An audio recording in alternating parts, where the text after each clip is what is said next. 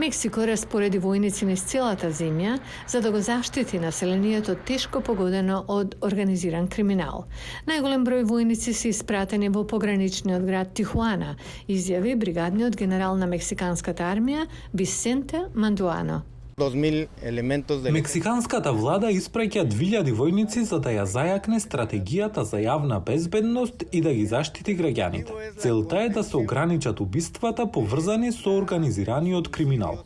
Областа Тихуана има една од највисоките стапки на убиства во земјата, а убиства се случуваат секој ден. Но смртоносното насилство, поврзано со организираниот криминал, не е само тука.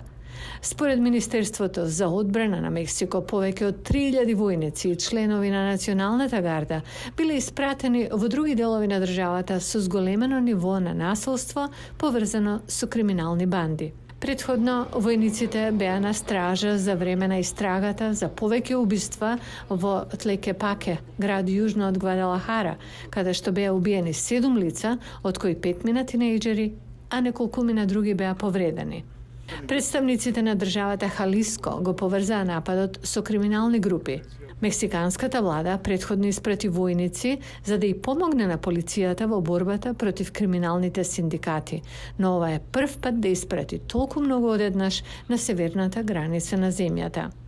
Едгардо Флорес Кембел од Граѓанскиот комитет за јавна безбедност на Тихуана ја доведува во прашање стратегијата.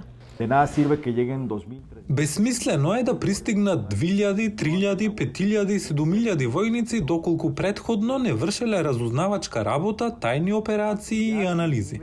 Војската се соочи со обвинувања за злоупотреби и дослух со организираниот криминал, но локалните власти, вклучително јавниот обвинител Марија Елена Андраде Рамирес, велат дека армиските трупи помогнале да се намали криминалот во 2023 година во споредба со претходната година.